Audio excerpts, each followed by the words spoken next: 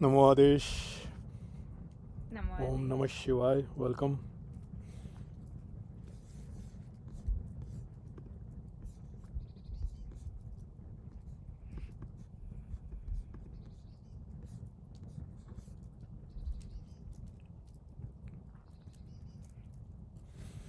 Hello. Pranam. Namo Adesh. Welcome.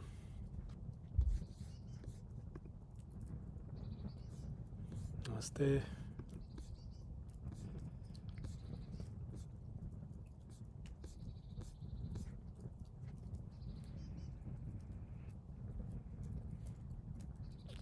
Namo Adesh.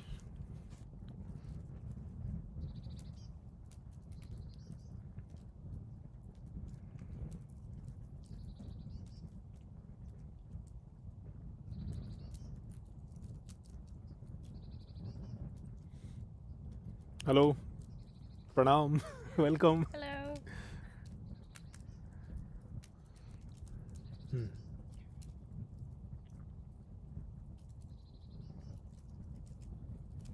So welcome to everybody to this Siddha Tantra Satsang. It's very nice to be here with you all this Sunday yet again. And as some of you might notice, this satsang we have made it public, live. So it's not only, this one is not only for our beloved channel members. We decided in the spur of the moment to make it public and live so that anybody who comes across it can join if they want to. And the reason for that is actually because we haven't been so visible lately, and we also have this Atma Bhav Mudra course ongoing or coming on next week, and we haven't done any promo as almost usual. We don't have time, so we figured that okay, at least we can try to be visible a little bit to everybody anyone who might come across. With that said, the satsang will be as a satsang always is. It's not any different in the content more than this. So let's see how that goes. Usually during the satsangs we are only seeing the comments from the people that are YouTube channel members, and many of you have journeyed with us many times over. So it will be interesting to see if the comment section will go completely haywire or however it will be. So usually during the satsangs we start by invoking the Kurukulla Deviji. Kurukulla Deviji is the Dakini of Dakinis. She's the presiding deity of Siddhas. So we invoke her to have the view and the gaze of Siddhas upon us. Both us who are sitting here by the Dhuna, and also all of you whom we are inviting through the screen to be a part of this Dhuna, this sacred Dhuna, and this satsang. And maybe for those who don't know what satsang is, so maybe you can say a few words about that, but in the gist it's about sitting in truth, a gathering in truth. Yes. And in presence and in truth, and that's what we are trying to do. So we try to invoke the grace and the drishti and the gaze of the Siddhas by reciting the Kurukulla Deviji Shavar mantra. The whole mantra is on the YouTube channel. It's in sung form. There are many various ways that one can do this mantra, and both in the tradition and during various rituals we chant it in different ways as well, amongst many other ones, but this is one of them anyways. So we usually start with that, and then we usually have something that we want to talk about or bring forth. Yes. And you are more than welcome to write in the chat group, share your thoughts or feelings, or if you have any questions, or just say hello to all of the other beautiful souls out there who are joining. And it's very nice when you write from where you are joining from. Maybe you want to write your name and from where you are joining from, because for some reason we are in contact with people and souls all around the world. And yeah, so that's wonderful.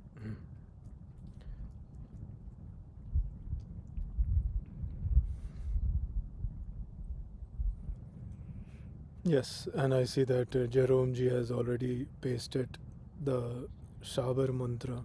Oh, that's the- lovely. Yes. So Yeah, let's begin. and when we are reciting it now, you can decide if you just want to listen or if you want to see it as a practice and chant along yourself as well. It does not matter if your pronunciation is correct or not or anything, okay? So you can also just sit back, sit and take a few breaths and just listen as well.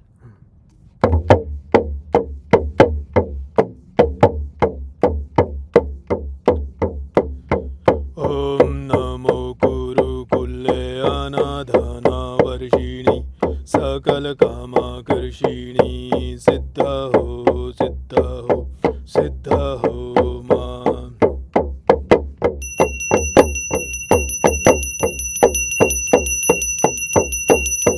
Om Namo Guru Kulle Anadhana Varshini Sakal Kama Karshini Siddha Ho Siddha Ho Siddha Ho Ma.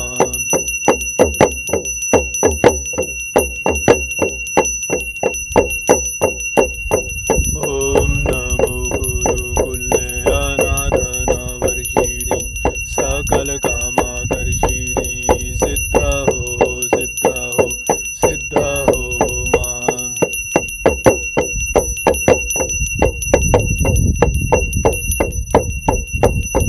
Om Namo Guru Kulle Anadhana Varshini Sakal Kama Karshini Siddha Ho Siddha Ho Siddha Ho Ma.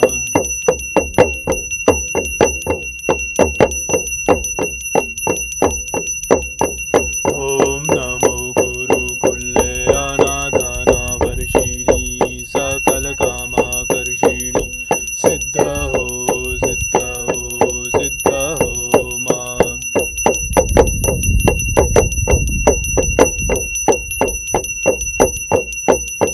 Om Namo Guru Kulle Anadhana Varshini Sakal Kama Karshini Siddha Ho Siddha Ho Siddha Ho Ma.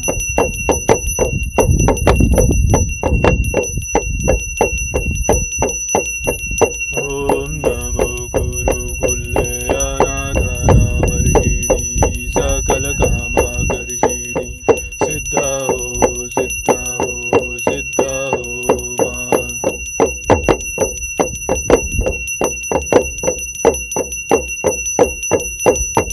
Om Namo Guru Kulle Anadhana Varshini Sakal Kama Karshini Siddha Ho Siddha Ho Siddha Ho Ma.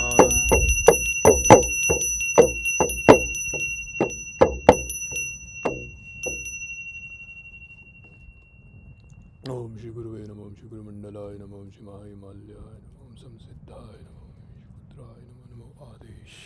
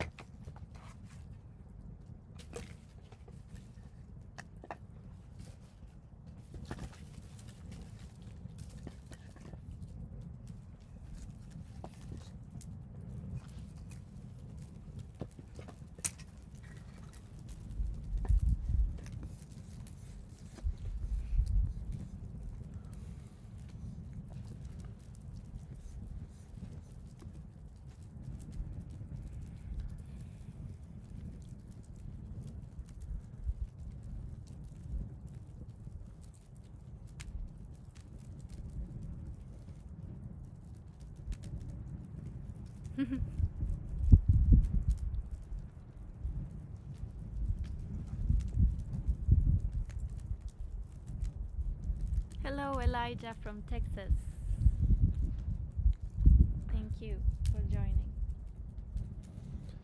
And yes, Ranilji, it is early spring here in Sweden, and we did see some birds already forming. Yeah, the sirens have, it's starting to bud out. But at the same time, we also have, in Swedish we call that snöblandat regn. So we also had snow mixed with rain this morning as well. So it's a mix.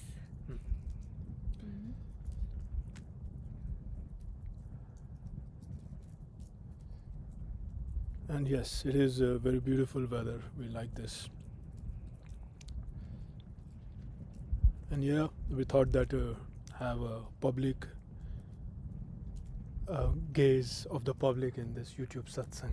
Yeah, we have, I think that we posted one satsang or made it public, but the satsang itself wasn't public. So I think this is the first time that we're making or having it live, like the actual satsang. So at least doing our part in trying to be as available as we can, and then it's up to, the ether or the time, place and circumstance to decide who comes and who is not coming.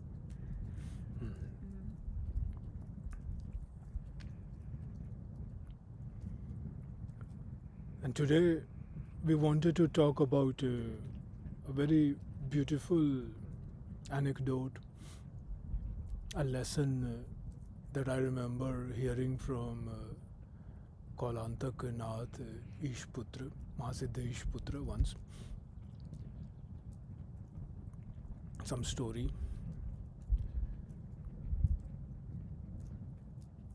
But before we talk about that, I want to ask you a question. And I don't want, of course, to answer it like in chat or anything. I want to ask everybody to actually sit with this question for a moment. And the question is about how much of our life, how much of your life that you are living is in the known. What portion of the life is known to you, your life? So let's see what that is. Your home, that's known. You know your home, I hope. Your work, whatever work you do, that's known. The worries, pain, joys and sorrows, whatever you experience, that is known. People you love, people who exhaust you, they are also known. And your plans, all the planning, every goal, things that one is chasing, that's also known. And also things that one is running away from, the fear, that is also known. Fear is also known. Everything that you can touch, everything that you can name, and everything that you can point to and say that, yes, this is mine, this is my life, all of it, everything, all of that is known.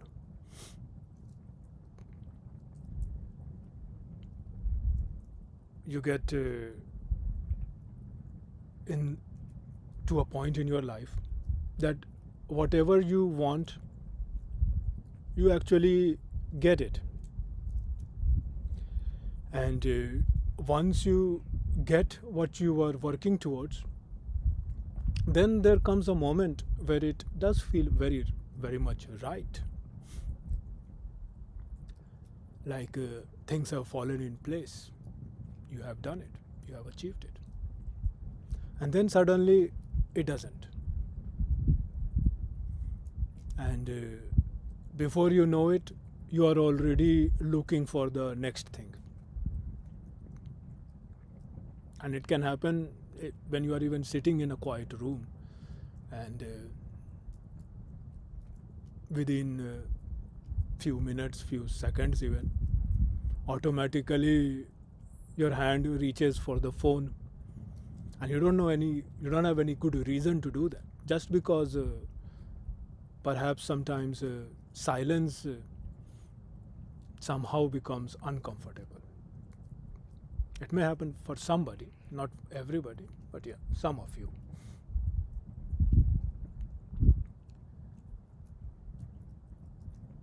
Some may have a moment late at night or in between two thoughts. We have talked about that before in earlier satsang. And in between those moments of pause, something very specific arises. And it need not necessarily be of a very pronounced emotion like sadness or even negative, like anxiety even, nothing like that. But more like a question. A question that your life keeps asking you without having to use any word. A question that life asks without any word. And many times some people end up pushing it away. That kind of silent questioning of life becomes uncomfortable. So many get up to do something, to become busy, some activity.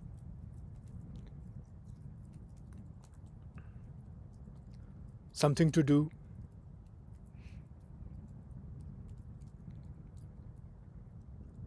And many people end up doing this their whole life. And it doesn't remain like an individual thing, or that there is something wrong with that person who does that.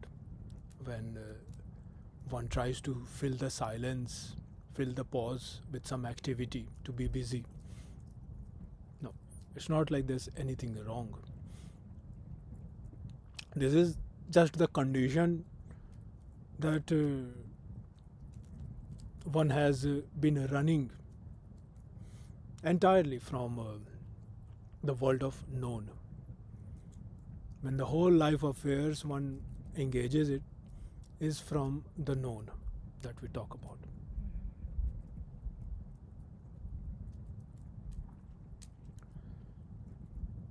And while one is living from this, entirely from the known, the deepest part of the self,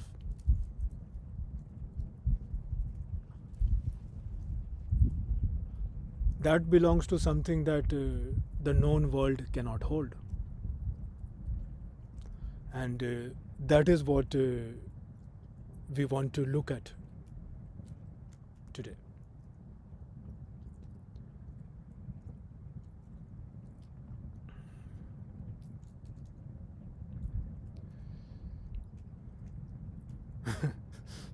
Daniel G is writing the algorithm Shaktis. Yes. Oh yeah. Yes. They define who reaches who. That's true. That is true. Harihar Om Adarniya Guruji. Pranam. Prashant Bharadwaj ji. The tradition that we come from of Siddha Dharma, and in Siddha Dharma, this idea of the known and unknown is very well talked by great Mahasiddhas. And of course, not just only as a darshan or philosophy, but as lived encounters also. Practitioners going inside, returning back again and again to the teachings, going inward again. And when those wisdoms and teachings are synthesized, they do not come as a belief system. Then it becomes more like a map of what is here. Map that begins with something very simple. Like look at your life, everything in it. Whatever you can find in your life falls into two things. What you know and what you cannot know or don't know. The known, everything your senses can confirm, your body, your thoughts, your bank account, your fears, faces of people you love, all of that. That is known. And then comes the unknown. And unknown, I'm not talking about something that is not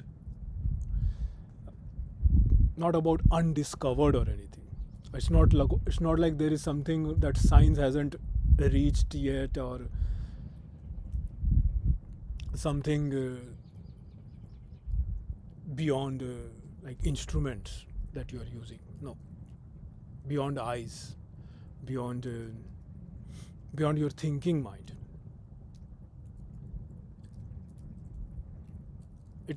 The unknown that I'm talking about here is something that is beyond the capacity of anything belonging to this known world to touch. Something that this known world cannot reach or touch tangibly. And here's the thing, that when one thinks about oneself, one thinks about as the known, not as the unknown. And the wisdom says that you are not the one that you think you are knowing. That is known tangibly through your senses. Sure, you have a body, known body. You have a known history. You have a known relationship. You have known troubles of life. That all is real. But the one who is aware of it all cannot be reduced to something that is known. Like think about it in another way, that let's say that, of course, it's a thought experiment, that let's say that your arm is chopped off. Just a thought experiment. Nobody is doing that. And if the arm is cut from your body, you would still be there, right?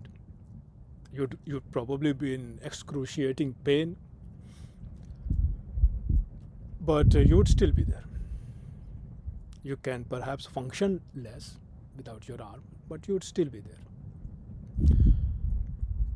And everything that you have accumulated were taken from you. Everything. All possessions, all relationship, even all memories. If all of that is taken away from you,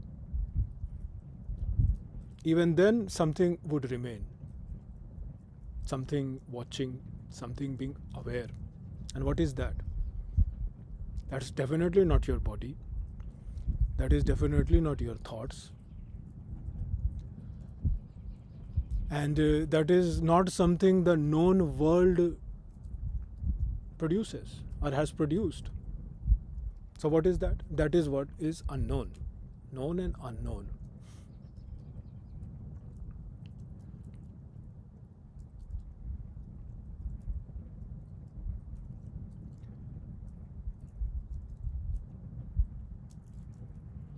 We are beings whose deepest layers, deepest nature belongs to this unknown.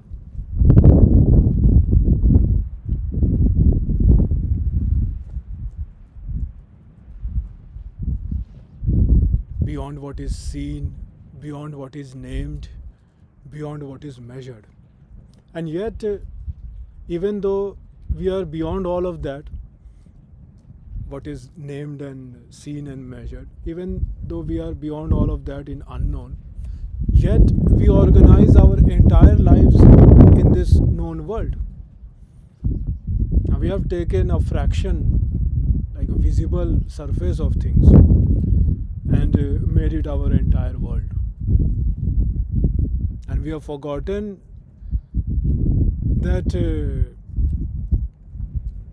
we are beings that the fraction of the visible known world cannot contain.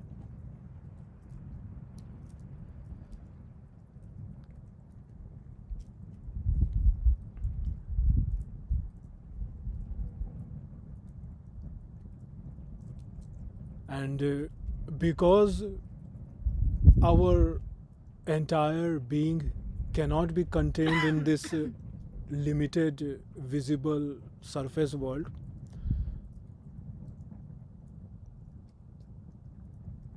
in life the hunger doesn't stop when you feed it. You get more money, let's say, you earn all the money that one desires at this moment, then after a short while that old hunger will return. You have a beautiful relationship, you get that, accomplish that, have a meaningful, recognized like an achievement, and yet the hunger returns. Because in all these affairs of life at the surface known world, what you are essentially doing is you are not feeding what is actually hungry. What you are doing is you are feeding the known self, the known world, with the known things. But what is actually hungry is the unknown.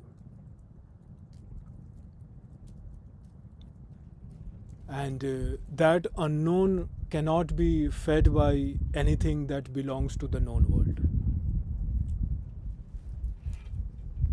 Now, of course, when great Mahasiddha Ishputra was talking about this, he's not talking that one should feel hopeless or make the world of known seem worthless. No, it's not worthless. Your body needs what the body needs, and your life in the known world is real and it matters.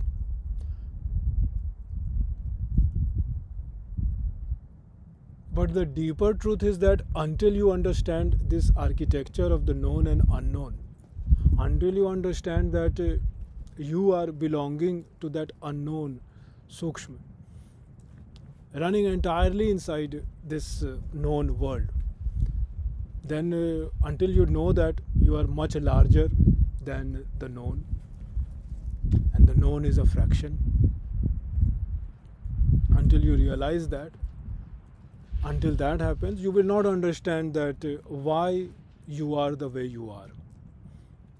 And you will see something and you will address some symptom that arises on the surface, and if there is a problem on the surface, then you will try to fix those things in the known world to satisfy some hunger.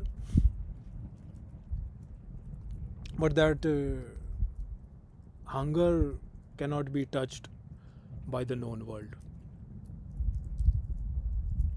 I remember there's this story we hear of a saint. There was a saint, it was like a wandering saint, and in the old tradition, and somebody who had given their whole life to some spiritual practice, not as a weekend practice, but completely, completely given up everything else. Nothing remained, just that person, like a mendicant, wandering person. And one day, as if like a divine had a sense of humor, this person, the poor mendicant, wandering person, found themselves drawn to music. And they wanted to learn music. They had no money, barely anything to their name, so they couldn't really afford elaborate instruments. They were out of reach. But somebody put a simple bamboo flute in their hand. Bansuri in Hindi. You know it. Bamboo flute. And incidentally, this person found a teacher also who knew how to play. And then he started learning the first day how to hold it, how to hold the flute, where to place the lips, how to put the fingers, how to move the finger, blowing in some hole, sound comes out, and sound changes by moving the finger. And they went back to their hut while practicing after a while and sat down, put the flute to their lips, and began to explore on their own how it moves, the movement of finger, how the mouth is shaped around the flute, and sounds emerging and dissolving from the flute. And then something stopped them, that person. And that person put the flute down in front of them and just started looking at the flute. And this wandering saint started wondering that, okay, yes, this is a bamboo flute. I see this flute. It's made of bamboo. There are holes in it at certain intervals. And I can even dismantle or break this to see how it is made. And this flute is known to me. That's what he thought. But the music, that moves through the flute, that cannot be seen.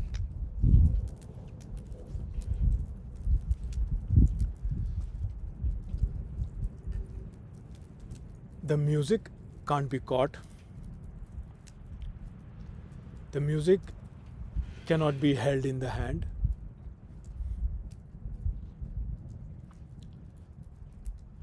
The moment a note exists,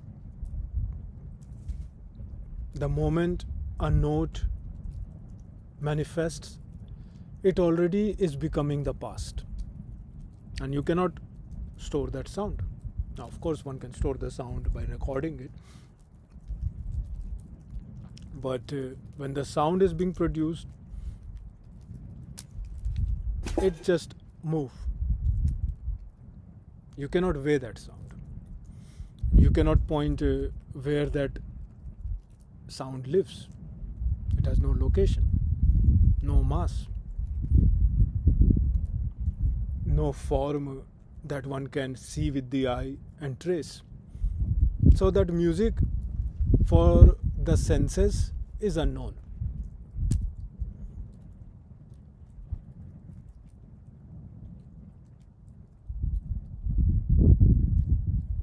And for that saint who was contemplating such, obviously without some scientific tool to measure the waves and the location of the waves, of course not. We're not talking about that here.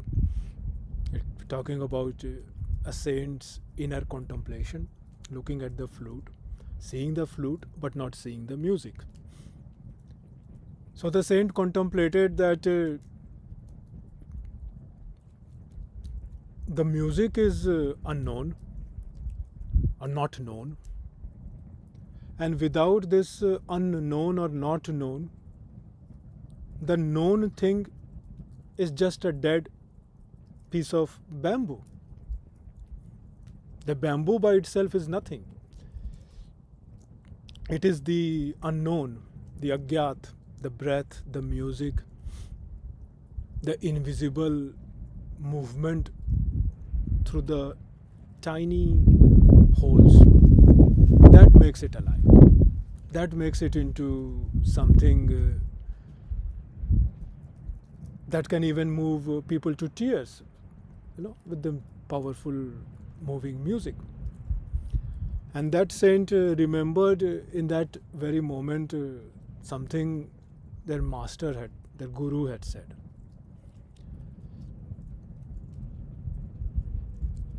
The guru gives you something that will help you advance in your own understanding. And guru can say that, okay, something in your hand, and that just carry this. And later on, when the moment it is right, then it opens. Moving from known to the unknown.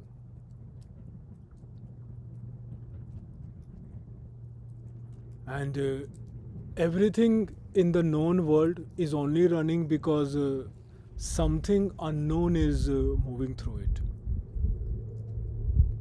And that saint sitting with that flute in that evening light, that through that known, something opened, something cracked open.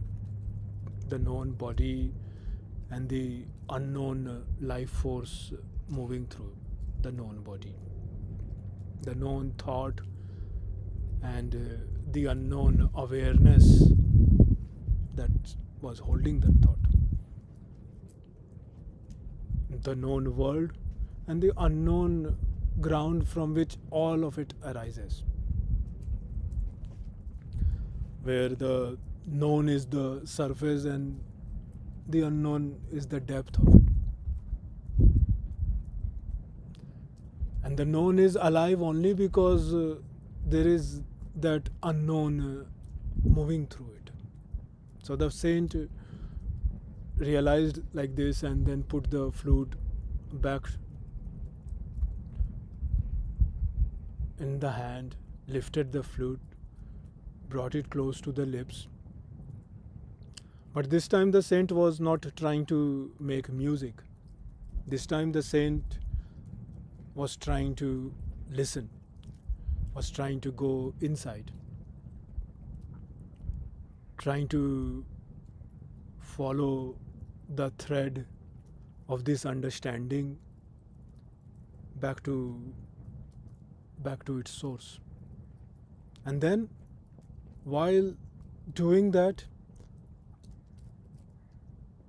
the saint got into a state what is called as a heightened state of awareness, like a samadhi state,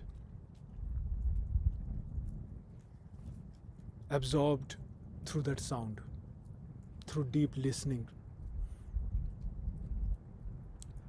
a listening that went beyond the ears,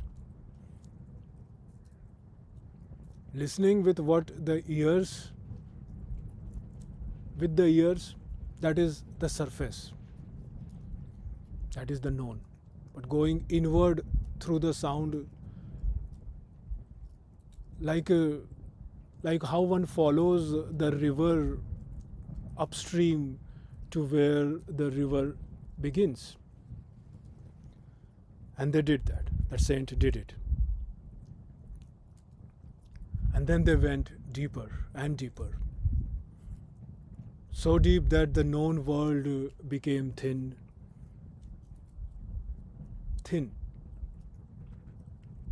as if the veils were lifting,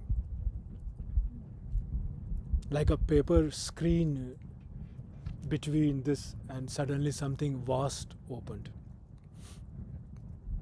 And what the saint found on the other side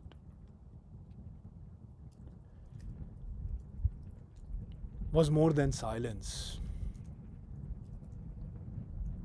And it wasn't peace in the usual way one understand peace. It was aliveness, spandan, a vibration without beginning and without end.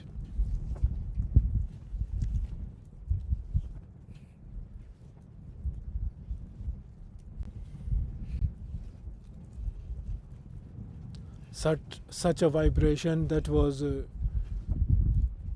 not there in their heartbeat even, something beyond. But the heartbeat was riding that vibration, a fullness.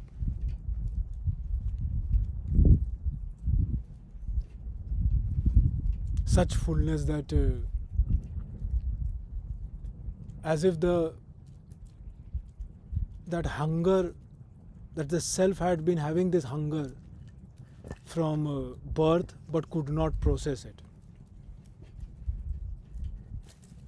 And the saint touched this unknown that we are talking, like an encounter with that unknown. The pulse, the spandan, the vibration that's beneath everything that is present in the known world.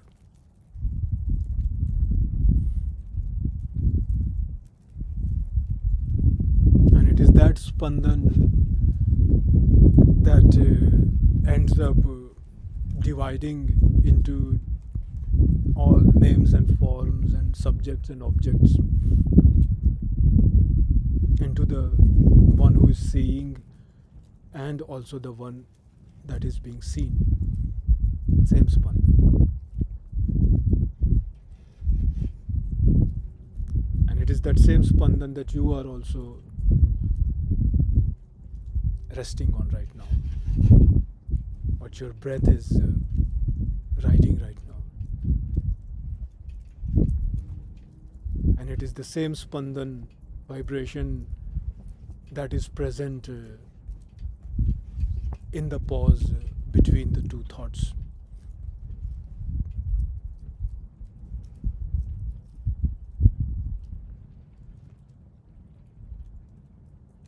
Now, if you go in that pause with awareness, without trying to fill it, you have touched it, you have had moments, perhaps unexpected maybe,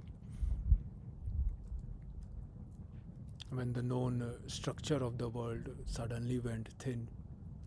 And it can be a moment of true beauty. And sometimes it can even be of great shock.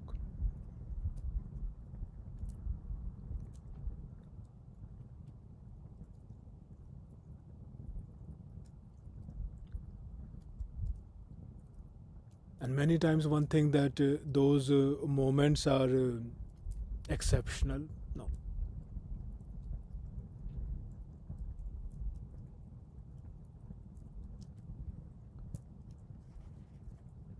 One can see, one experiences those moments as special or rare or even spiritual, but they are not exceptional.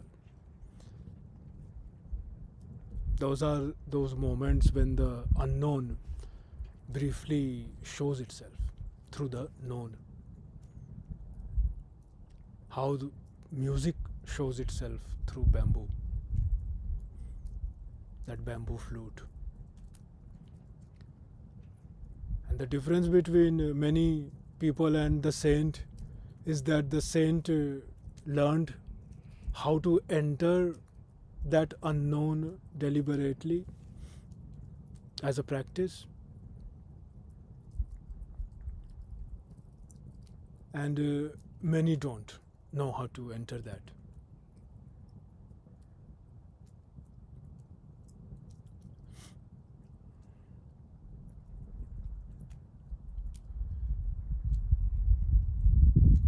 And practices are there for that, so that one develop this capacity to enter this unknown deliberately, that the way that a saint did, the way that lovers do.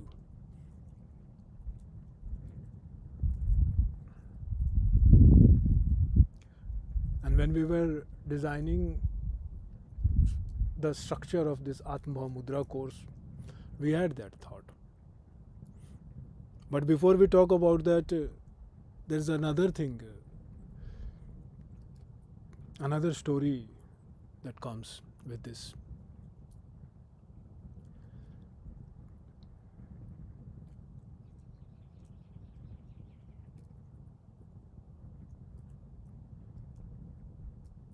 And the story is about what actually lives in that unknown. Because that is important.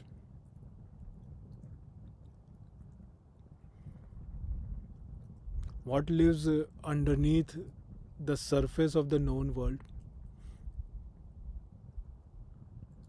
what the surface itself is resting on, is actually Shakti.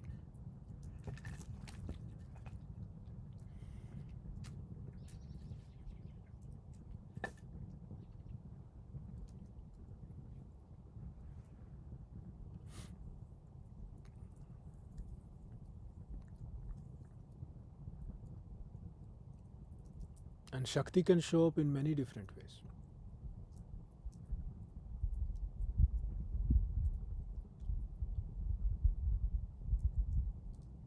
And everything is Shakti.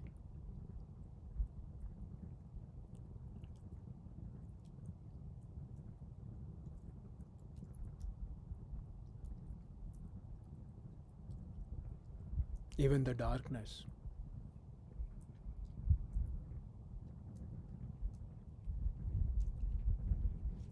Darkness not just as an absence, but what contains everything. Everything before it is divided into different things. Like how night sky is before dawn, before a thought is formed. Pure potential before mind moves into it also. That also is Shakti.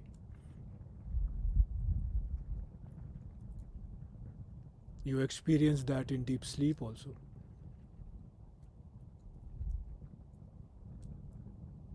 That quality. And that is Agyat, that is the unknown also.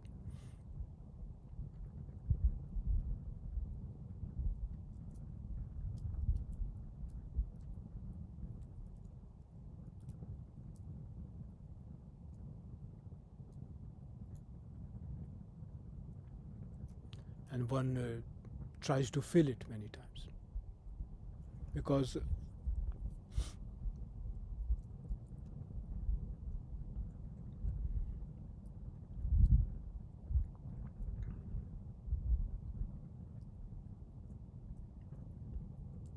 and it shows up not just in this abstract, like in let's say that you book a holiday.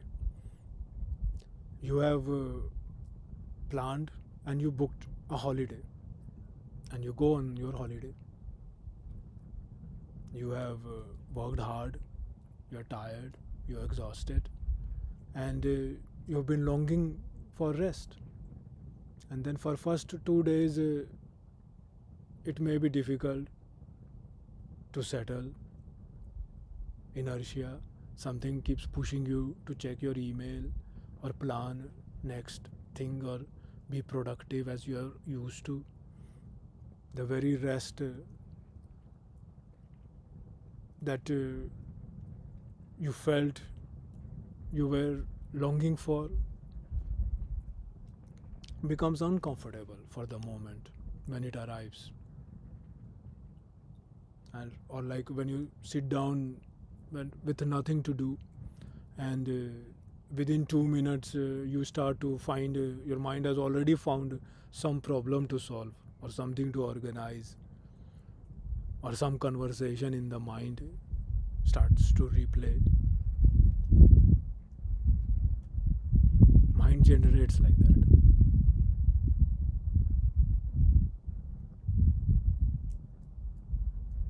And it shows up in different ways. You get what you are looking for, aspiring for, working towards: relationship, job, recognition.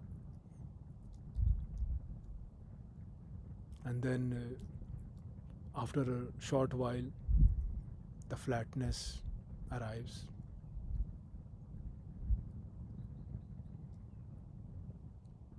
And sometime when that flatness arrives, one starts feeling like, okay, is this it? Of course, it's not ingratitude that, okay, even after you have accomplished it. It is basically the contracted self. When that contracted self encounters this edge of the known world, whatever the known world can deliver, and then it finds that whatever it can deliver is not enough. And that can be terrifying also sometimes. Because if the known world cannot satisfy, then something unknown must be called upon. But that unknown is not in control. And this contracted self has been surviving on what the known world provides. Small satisfaction, recognitions, very carefully managed, but not quite enough, but manageable. And what lives in the unknown, that cannot be managed. What lives in the unknown, that cannot be fit inside whatever arrangements you have made. So the contracted self keeps moving, keeps filling stillness with whatever noise that it can come up with, manufacturing different things, different problem, next thing, next problem, next plan, next distraction, because it is trying to protect something what it believes to be very fragile. And Tantra says, don't try to protect it. What lies on the other side is not like a bad or a destruction. It is completeness. It is fullness. A fullness that would make the known world version, whatever one can achieve in this known world, whatever, that becomes a fraction of what is possible. And it has happened with many.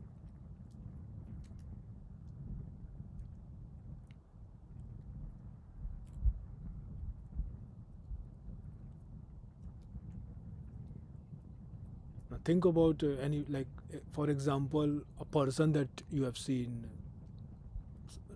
on a road, doesn't matter what era.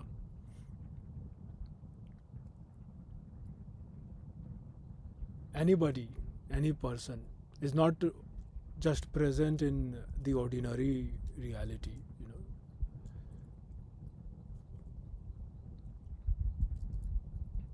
Let's say that person that we are, like, for example, a very disheveled, very distracted person, somebody who has been crying, let's say, and crying for a long time, wandering without any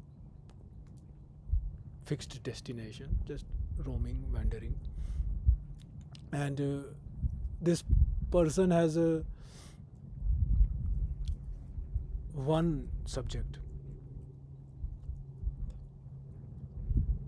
One subject this person returns all the time. And the subject that person returns is the beloved.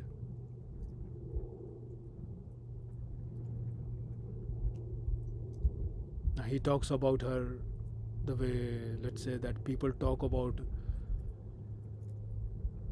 something that they have never recovered from. Like as if there is nobody like the beloved. Most beautiful person that existed in the world. That's what this wandering, crying person has been thinking, returning to back again and again.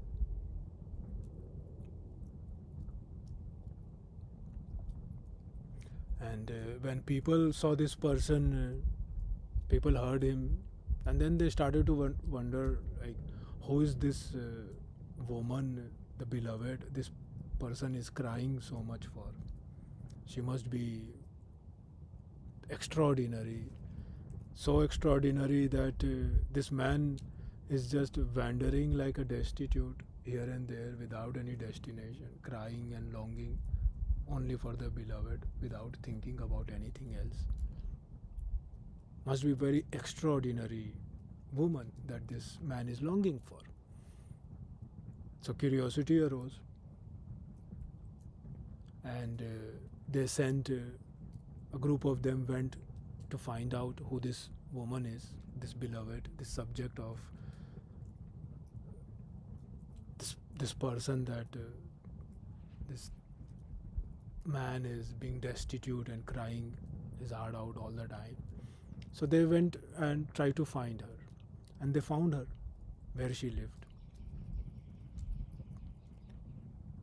And when they looked at her, what they saw was a very ordinary woman, pleasant perhaps, and a human being just like another, like many other. Nothing remarkable about appearance, nothing about her appearance that explained why the man was crying so much for, why the man was so much in pain and suffering, longing for this woman. They couldn't understand that. So they came back confused.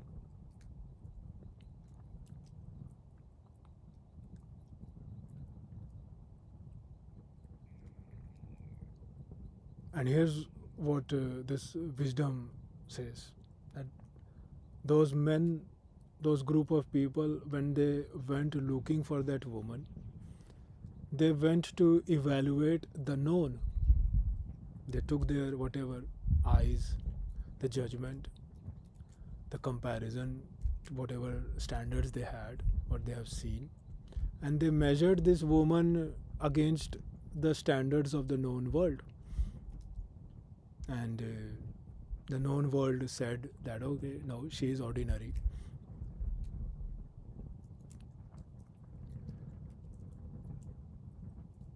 But the lover, the man who was longing for his beloved, crying in destitution, wandering, was not looking at the ordinary, not looking at the known.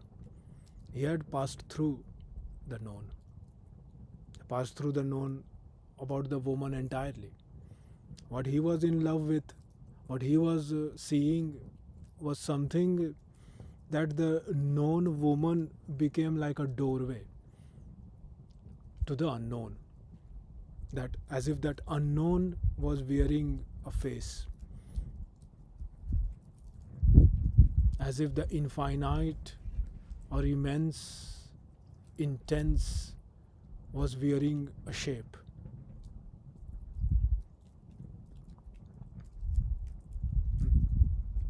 He was seeing more.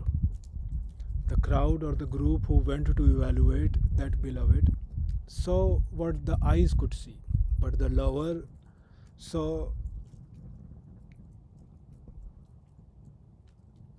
that the eyes are on surface of. Known is a small thing, but unknown is immense. That lover longing for his beloved did not decide to see it that way, of course. It's not like one day he decided, something happened to him, or some encounter happened and he decided that, okay, from today onward I'm going to see the beauty that lies deep than the surface. No. Something spontaneously arose, and once that arose, the unknown poured forth through that crack.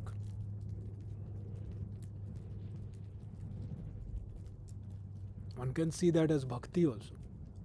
Not the kind of bhakti or devotion that one takes to practice. Not like a devotional exercise, like an exercise that you do in the morning, that I'm doing bhakti now, and then you devotion now, and then you put it away. That kind of bhakti, that sublime, unknown, that the lover touched, is something that happens when you genuinely, truly touch the unknown. When the known has thinned its veil, and when the veil is thin, then something alive, something full looks through from that unknown. And when that happens, you cannot be indifferent to it. And that lover who was longing for the beloved that everybody else thought was ordinary was not deluded. He was suffering, but he was suffering from something that touching something real.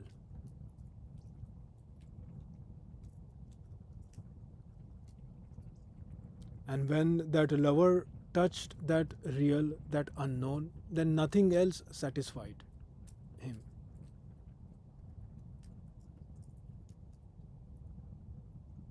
And when one touches that unknown, when the surface of the known is cracked open,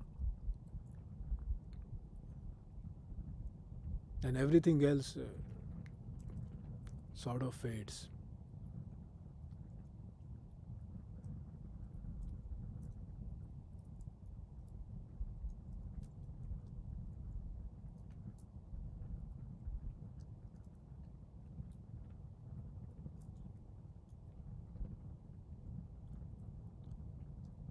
When that real shows itself, then the known, which is seen to be real, seems mere fraction of reality, a thin layer of it. And we talk about Dakinis, talk about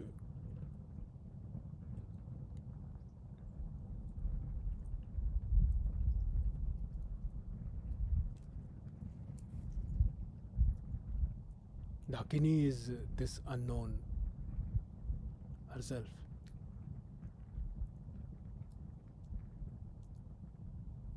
And when in Tantra, when one depicts her, of course, she is shown with her own fierceness. And fierceness has many aspects to it. Definitely not something that can be managed, not a manageable, controlled thing. Not like a softness.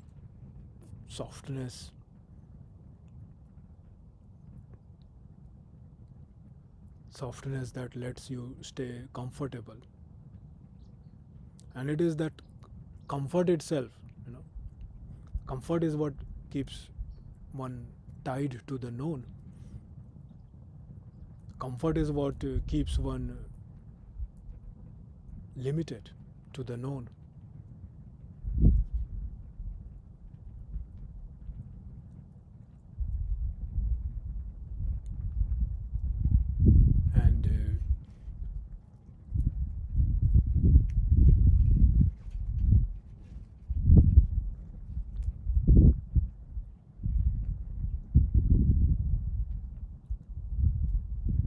And that is a opening to the fullness.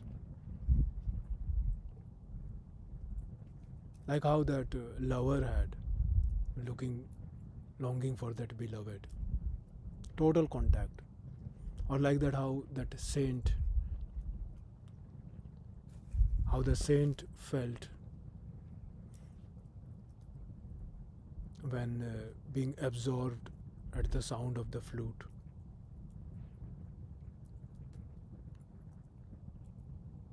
And that's where the Dakini meets. Not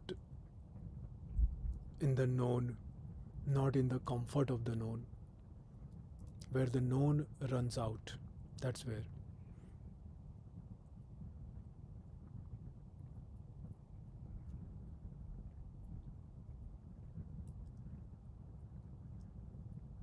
And of course, when we say that, yes, that is the obvious thing to think about also, that if it is so alive, this unknown, and if bhakti, devotion is so alive, or if completeness is alive, why doesn't everybody simply turns inward? Because the known world is manageable. You know how to operate in it. You know the rules, the spoken and unspoken both. You know how to get through your day, how to maintain an image of the self that the world won't destroy. But the unknown offers none of this. Unknown, the Agyat, doesn't care about your self-image that you're portraying.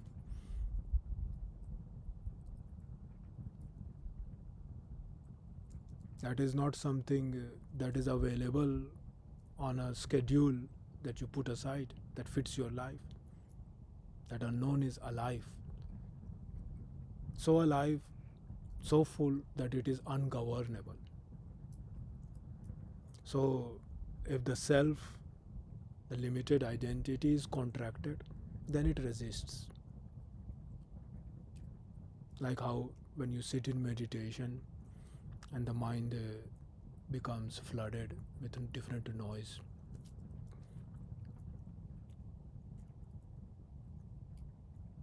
That is how contracted self does what it is designed to do, protecting the known, keeping the unknown at a manageable distance. Like how one feels an urge, many feels an urge to check the phone every time one is being still, or to move, or to solve something. That is how the system works. And when we talk about it in the Siddha Tantra, one doesn't talk about it that one has to force this contraction open, or one has to understand the architecture of this resistance, and then doing this path.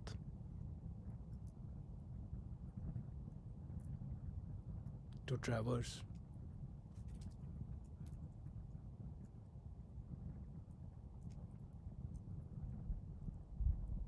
And there is a path, a time-tested path, a time-tested path that has seen how this contraction in the self works and shows up. A path that knows what the practitioners need.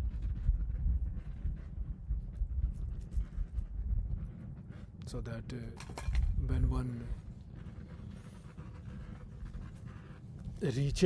touches this aliveness, this fullness, this unknown, then one doesn't get overwhelmed. The saint did not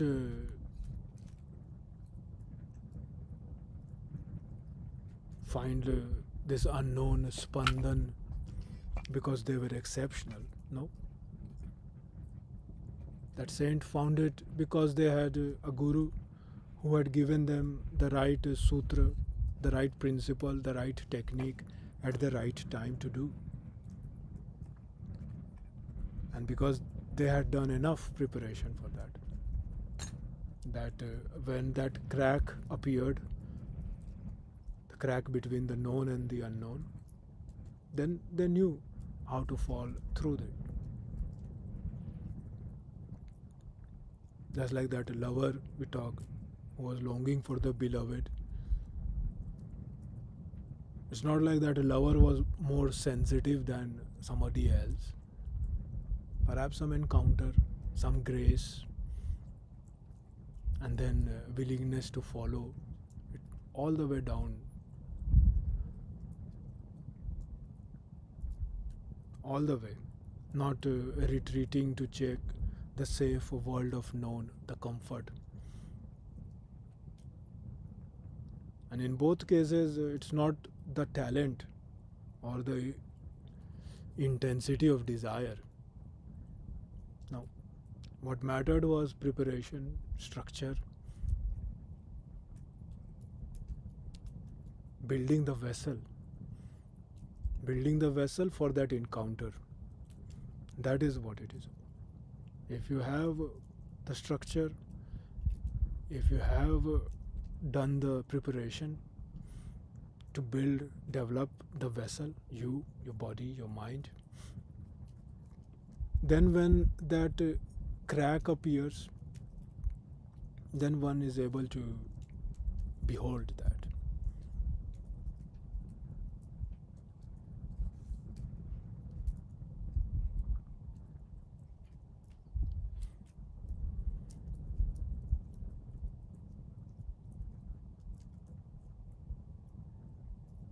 And we talk about two approaches, and we talk that both are important. Of course, Sakshi, witnessing, being a witness of it in life. Many say that, okay, yes, no, step back from experience, observe it from a distance, don't be identified by that, or float above the river kind of thing, and watch how the river moves.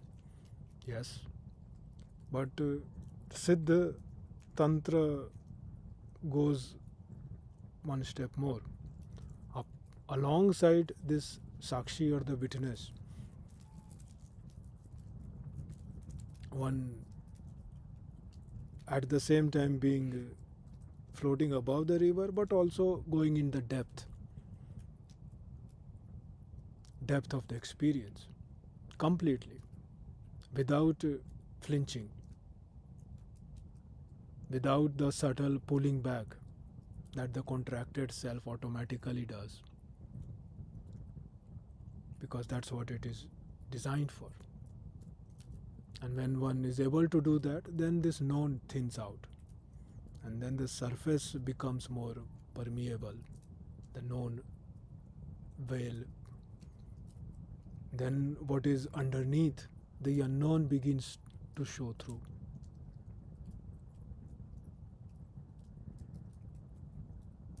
So both help in preparation for that encounter. The saint, when he was playing that flute, did not observe the flute from a distance. He did not observe the sound from a safe distance. The saint went fully in that sound. Saint went fully inward until the known ran out and he found himself in that unknown, where the sound was emerging from, that unknown. And the lover also. It's not like the lover had a very healthy, managed relationship where he was observing the beloved. No, the lover was totally consumed, and he fell through the surface and found beneath, where the surface was the face.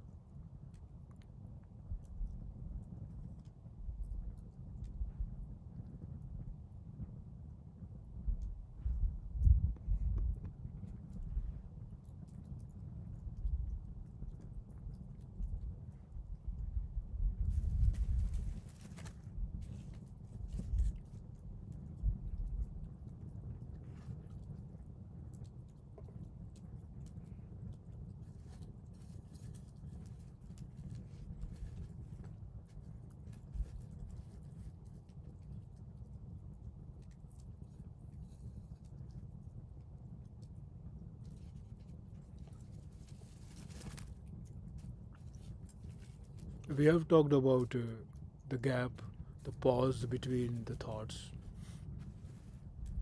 Even in busiest of mind, there is this gap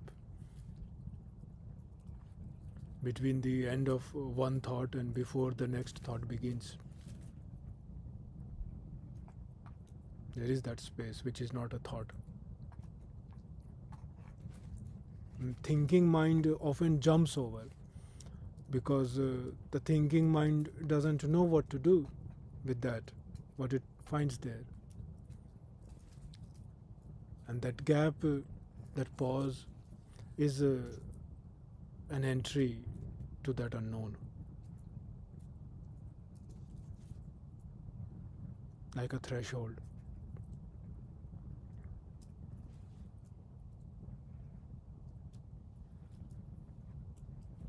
You can do that now also. Let's be quiet for 10 seconds, 15 seconds. That's all of us do. Be quiet for 10-15 seconds. You can even close your eyes. Make sure you're sitting comfortably if you can. Take a few breaths. And notice what the mind does.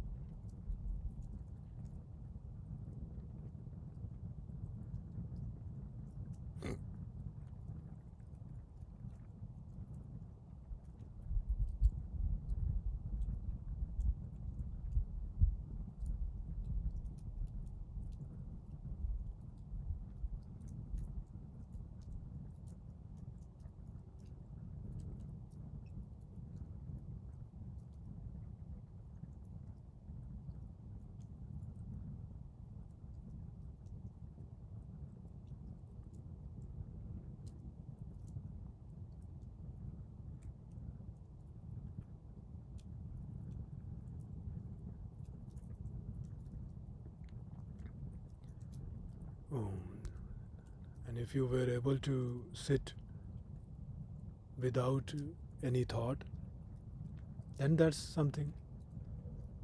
But perhaps a thought came, a restlessness, or a very convincing sense that something needs attention right now. And if you felt that, something to say, something to ask, something to do, some thought, then that itself is how the contracted self keeps you in the known.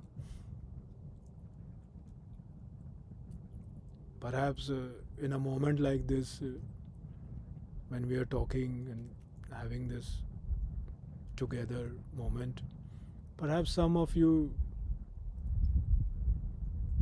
can taste that.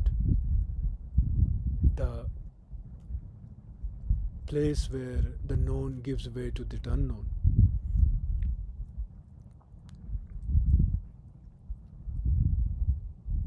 And that glimpse may be possible for a short, but there is practice. There are practices to get into it. Just like the saint did not really enter samadhi by listening to the music first evening because he tried hard. No. Many days and years of preparation perhaps that made his or her vessel ready for that to happen, for the guru to put the right sutra, principle, practice into him at the right moment. So what may look like an instant spontaneous may have a structure underneath that experience. So without that structure, what happens is sometimes the glimpse may come.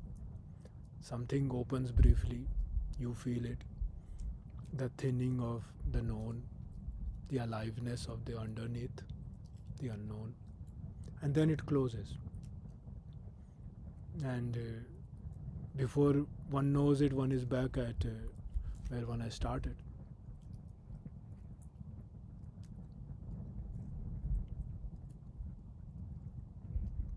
And I do remember somebody wrote to us also exactly like this,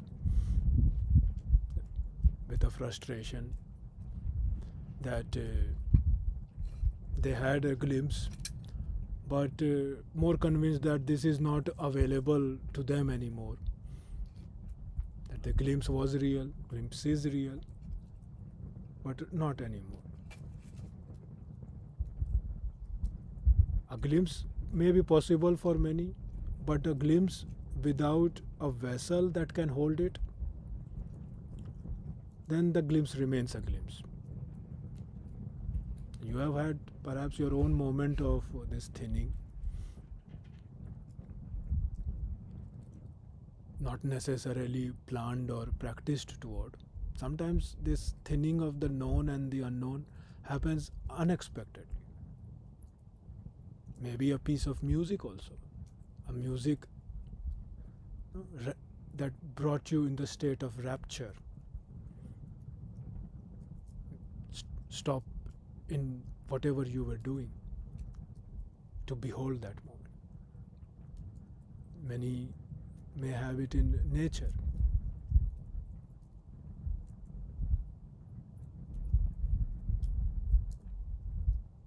Where the ordinary world suddenly becomes, the known world becomes transparent. It can even happen with grief.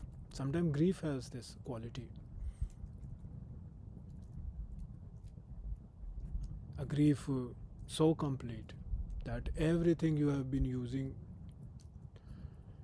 to define yourself falls away. And then underneath what remains is that awake, unmoved, watching fullness.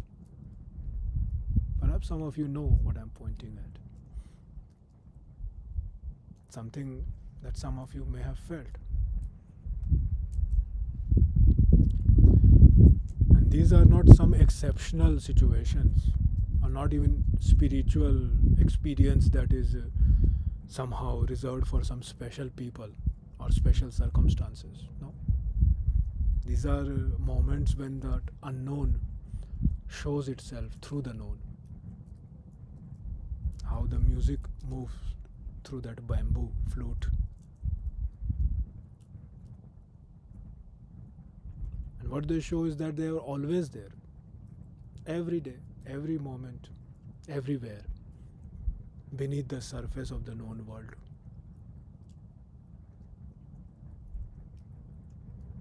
But many feel this opening. They are briefly moved. When the known and the unknown, there is a crack. Something real looks through.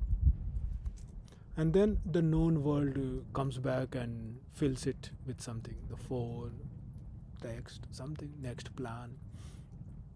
And a week later, that moment, that sublime moment, where the unknown showed itself, revealed itself, then it remains like a faded memory,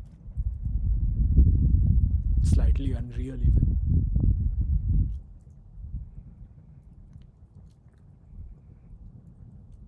Perhaps more hungry that one touched that moment. That hunger may be becoming more sharper, but no idea what to do with it.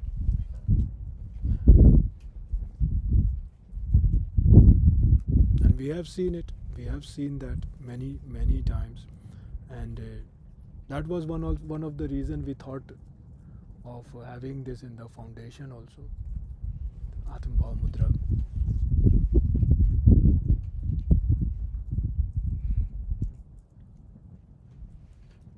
For the vessel.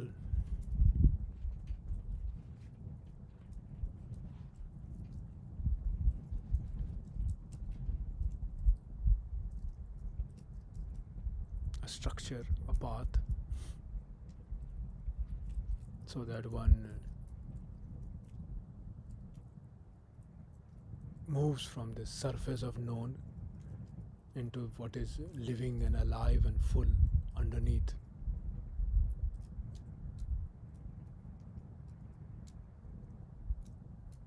Hunger is there. Hunger tells where it is pointing.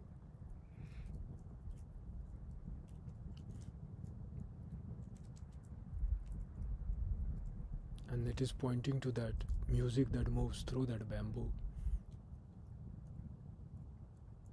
That one is not the known world. That one has been living inside. And something is moving through from that unknown that holds the known.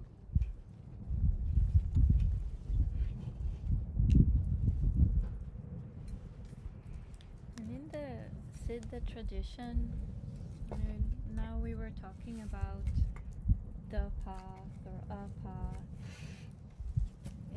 In the Siddha tradition, there are multitude of paths.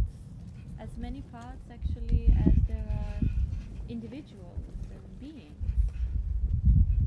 But what we mean is that there can be multitude of paths, or there can be a path, but the current goes through all of those paths. There is a knowledge stream that goes through all of the paths. There is this unknown that goes through all of the paths. And what we are trying to do is to build foundations. And a foundation might have one structure, for example a curriculum or whatever it is, but the journey through that, as with life, is individual, highly individual. But there are some practices and some viewpoints and some situations that can be applied, tried and tested by multitude of people, even though they might need different so-called paths. They might have different tendencies, characteristics, needs, desires, likes and dislikes. We are so diverse, all of us. So when we are talking about a path, we're not talking about a rigid recipe in that sense. We are talking about practices, structure. All of that can be there. There can be mantra, there can be rituals and all of that. But still, what will happen and what a practitioner will go through is like a tailored journey.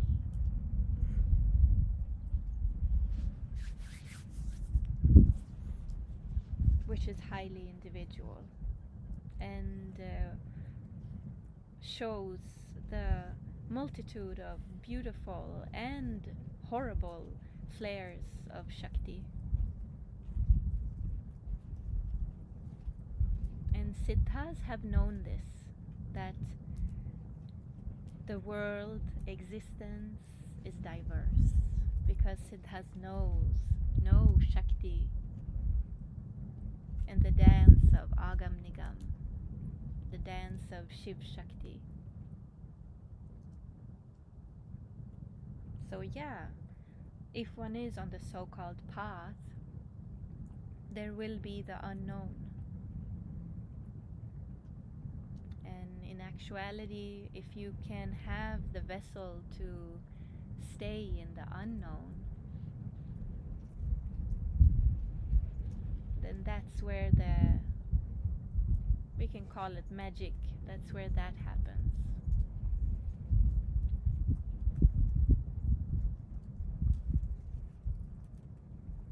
And one doesn't need to do drastic things. One doesn't need to pack the bags and go to somewhere remote to experience the unknown. The unknown is wherever you are. It's as Bhairavi was talking about, it's just about the veil. It can be when you're sitting on the collective traffic on the train,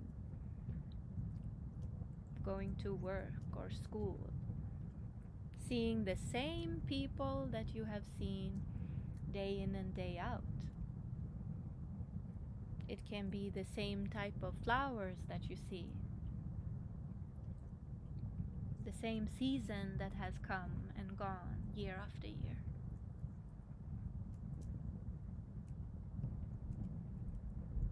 It's about the maturity and the approach and the ability to stay really present, open to one's own presence, one's own fire.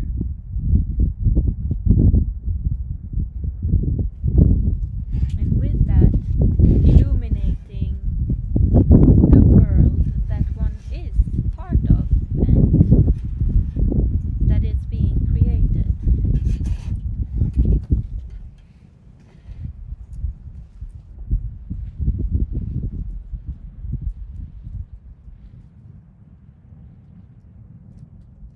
Unknown can be scary, can be frightening, can be filled with anxiety as well,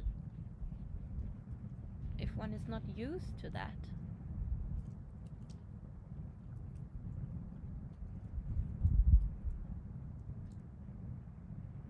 And in a physical sense even, in the medical world, we know about that when one is very, very, what word were you using? Contracted?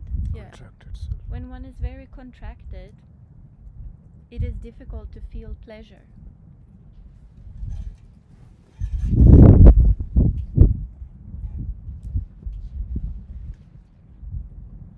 So if one is very contracted, it's difficult to experience the unknown.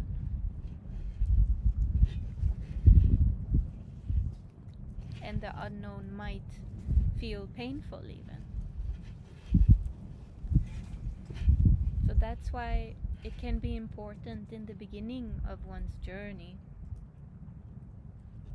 before one has learned to maintain one's fire, to have a safe environment, to practice, to test, to talk, share,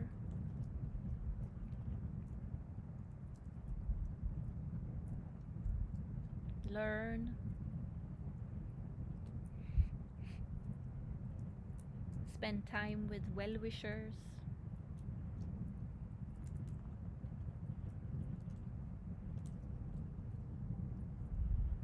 things that nourish your ability to stay in the unknown or discover the unknown.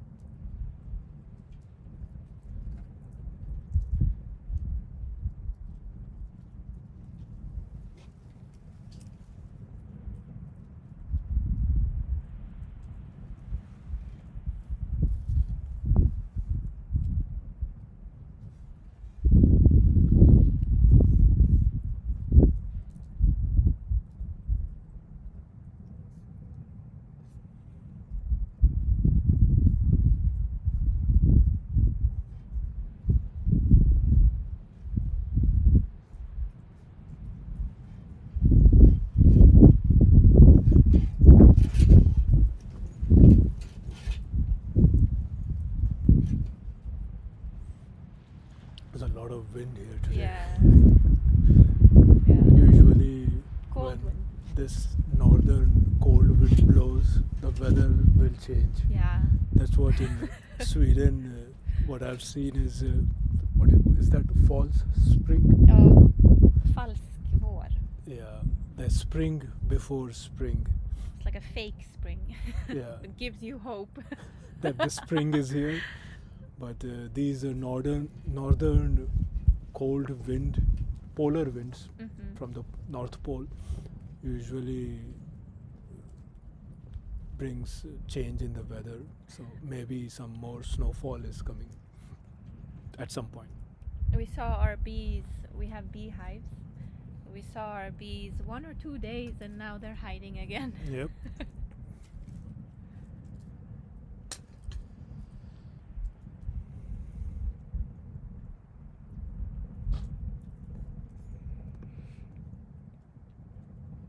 As we said before, you are so welcome to write in the chat, share thoughts or feelings, or write your name if you like and where you are joining from. Sometimes we're able to answer if you have questions, for example, or sometimes we answer it in some other satsang, or answer it in some video that we post, or an article, or we play music and we write poetry and different artistic expressions. So write, interact with us, and we'll see how we approach it. Naga Creed, hello from West Virginia. West Virginia. Harar Mahadev, Harar. Stefo ji, some flower, sun and moon emoji. Very good. Himanshu ji, objects like flute or any other instrument can change, but the unknown doesn't change. Turning your senses inward for discovering the unknown. The mind is also an object, just like all senses, which classifies, categorizes known. Perhaps unknown is the present, being in union, harmony within, connection with the movement behind that music. Yes. Musamba 101. I stared into the void 16 years ago. The void blinked first. I've heard that. From one perspective, was the lover suffering in his longing? Yes. Probably. Most yes. certainly.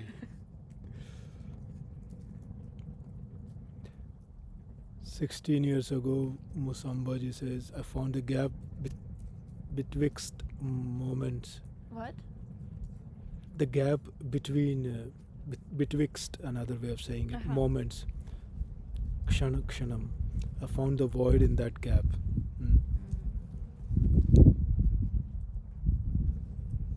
Shiv Sheva Arpit. Namo Adesh. I have a query. If you can answer, it will be helpful. Same. Can we chant mantra without bathing? That's the question. Alan G. To me, Alan G says, to me, dissolving thoughts release energy, and that energy feels like bliss and clarity.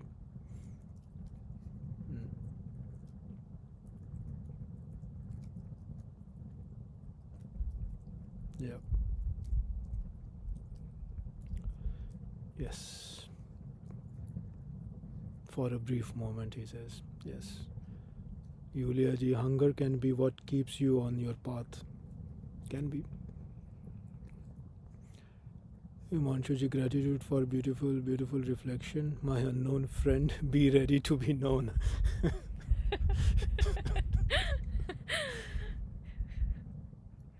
Pranjit ji, namaskar, Om. From one perspective, how was their suffering while the unknown was realized? Yeah, I was also gonna say something about that when we're talking about that he was suffering in his longing, that has also to do with the different guna and how we how we reach the unknown, depending on our tendencies and constitution, and also the times as well. Grief, terror, all of these things are quite tamasic.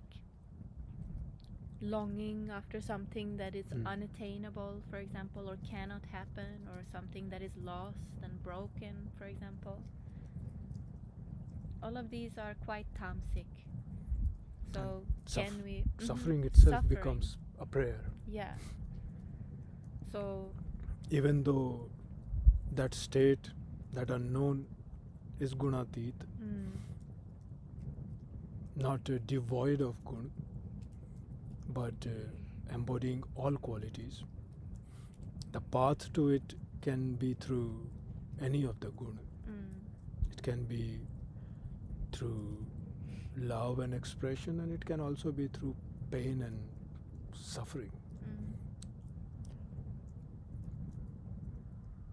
The path has that, not the destination. So the lover definitely suffered on the path, but that unknown remained free from that. But when one reaches through that, sometimes one gets a rush from that also, and abide in that, to connect again and again with that. And then for many, that suffering itself becomes that path. It's like a fragrance. That's their fragrance.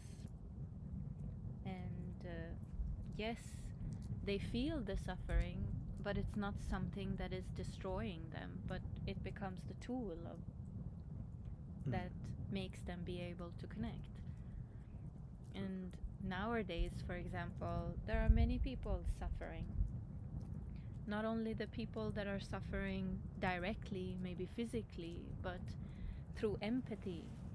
All around the world, we are suffering, or people are suffering.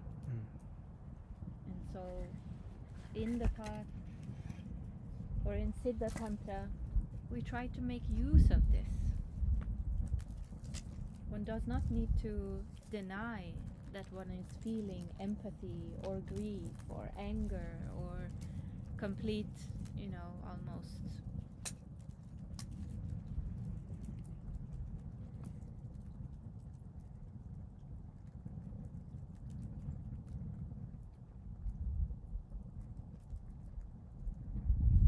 overwhelmed in a negative way. One doesn't need to deny that. Learning to be present in that and seeing it as part of how the world's present expression is, then at the very least, you can make use of your fullness, of your wholeness. Because if you don't have a wholeness, you will not have any power, any strength.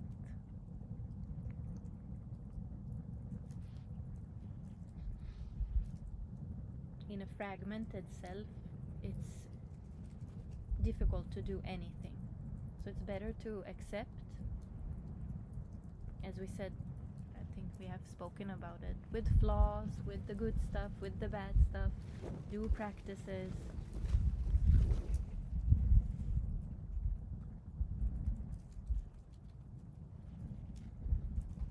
Yeah. Yep.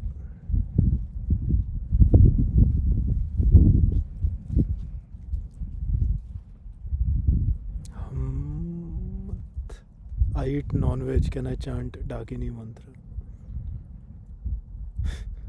Who wrote that? Some hum. That's the sign. Ashwinji, do we need to search for the unknown in many things after finding unknown in one? Ek sade, sab sade.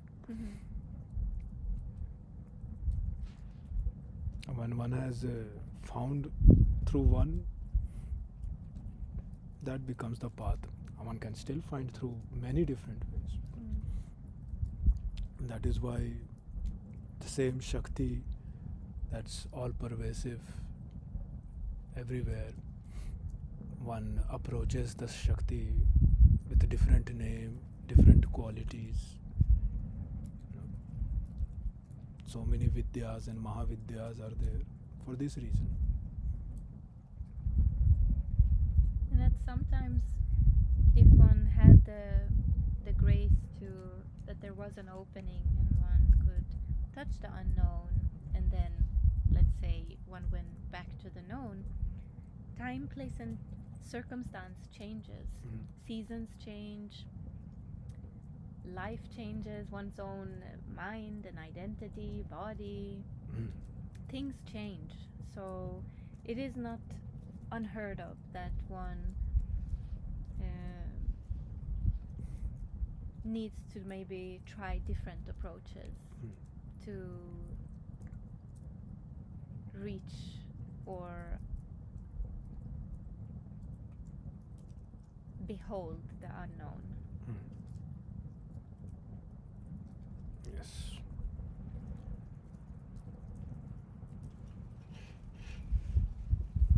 Yulia ji, by hunger, I meant longing for the unknown after glimpsing it can keep you on your path.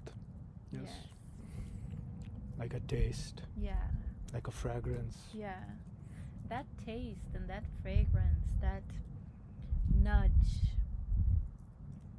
One should be so grateful and appreciative that came into one's life. Maybe it was there from the beginning for some. Maybe it wasn't. At least that taste is there. And if that taste is there, then one knows that, oh, that exists.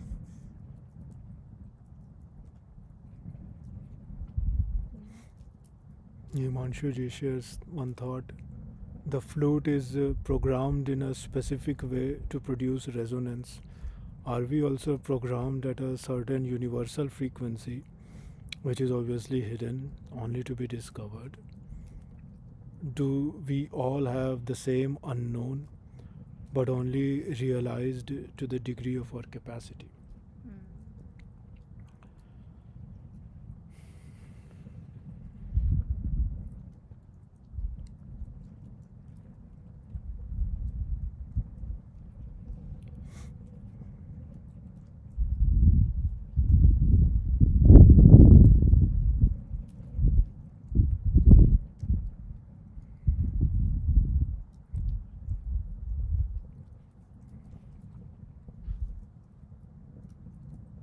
It's like a river.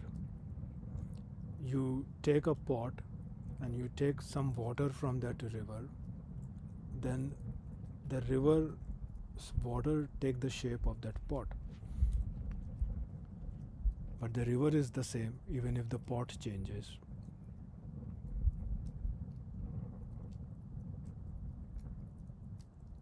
When we are talking about the unknown, it's not like everybody has a different unknown, that one finds one's own unique unknown. The experience of the unknown can be unique depending on who is experiencing it. That unknown is beyond this conceptualization. What you are asking essentially is how that unknown is in known. All these ideas are from the known, and the known in the end can only capture a fragment of that.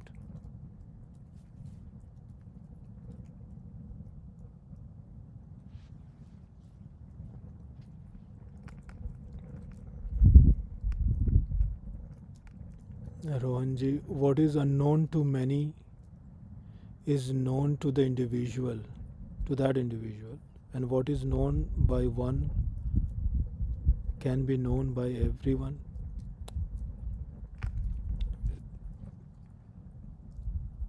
That is not the point.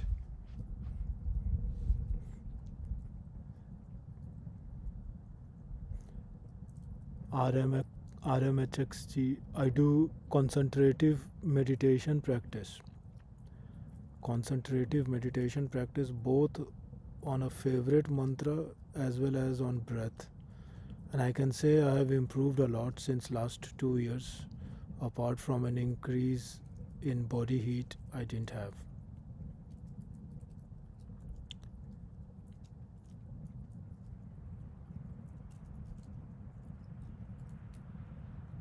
And before that, Yulia ji is like being in love with the unknown and courting it. Yes. Yes. Yeah, that's a good way of putting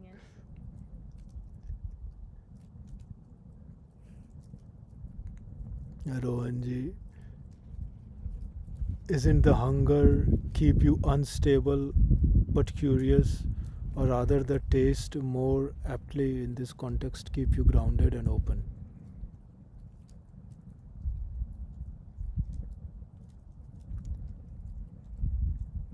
I think there are two things, right? Like hunger for the unknown and desires in the known that are unmet or keeping on being unmet. Those are a little bit two different things. RMHXG, any so-called mystical experience, like the thing we hear in the text, like seeing Jyoti or hearing sound and getting a vision or even a dream, how to have some experience. I know usually it's said to just focus on the discipline of the practice, but I'm already doing that.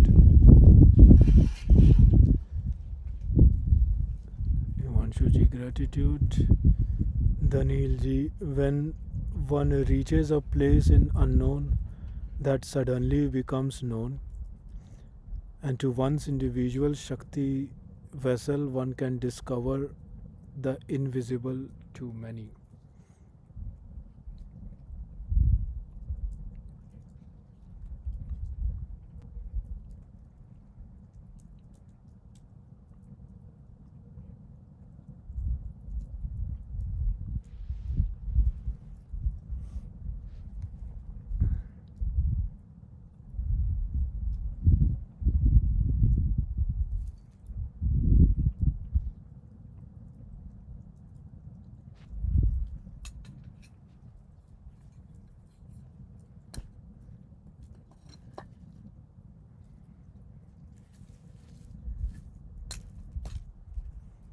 The known unknown. Mm-hmm.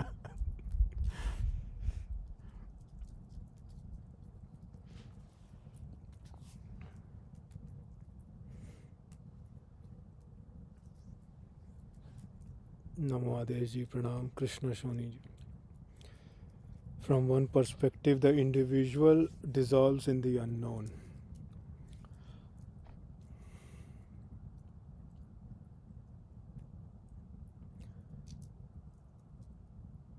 What one thinks of as an individual is also the known.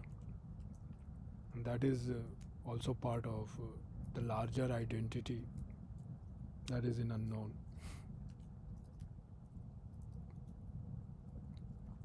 I think we need to have one more satsang on the known and the unknown. Yeah. Beautiful, very beautiful contemplations. And perhaps we'll talk a little bit more, bring the unknown more in the known.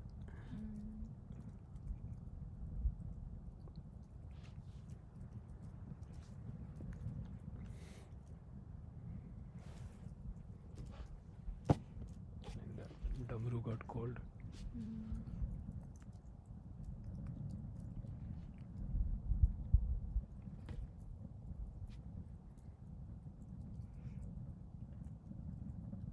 Yet another Sunday that we have gotten to spend time together.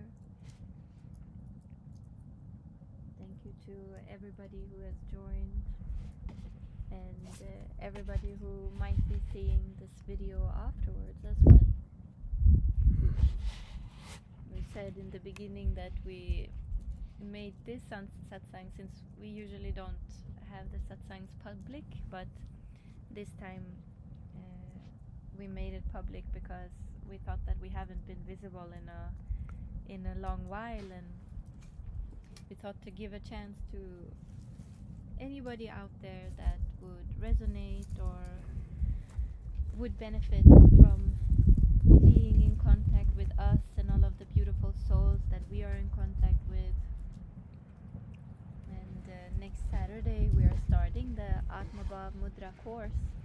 And if you feel like you would want to journey with us and to create a good foundation for further practices,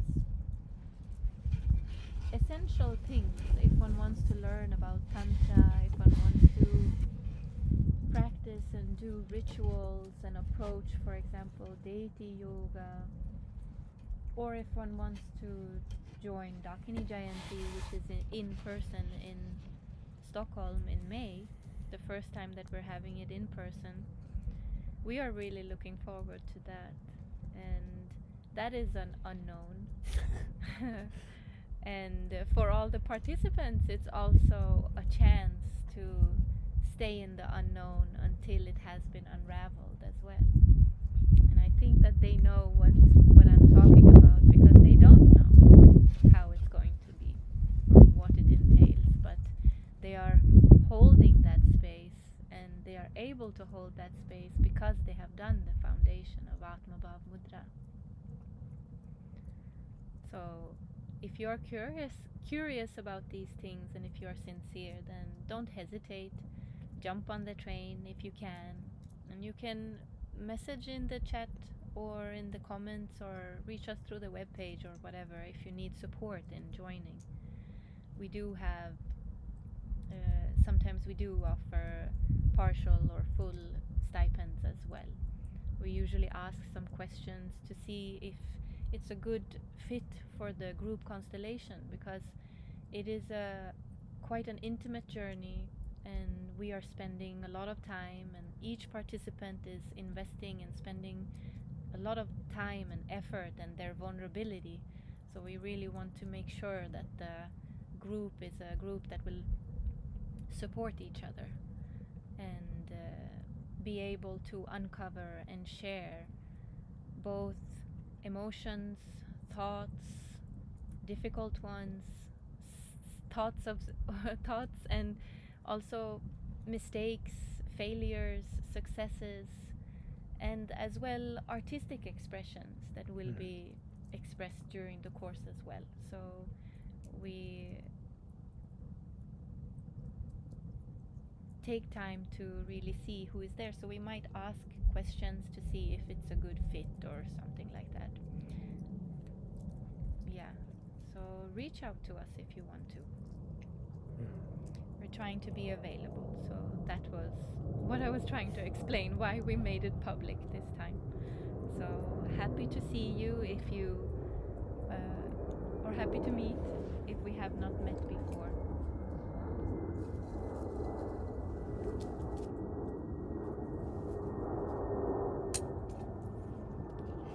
And thank you to everybody who joined. Yes.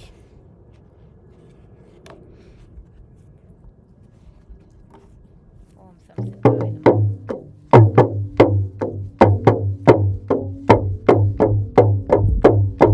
Om Namo Guru Kulle Anadana Varshini Sakal Kama Karshini Siddha Ho Siddha Ho Ma.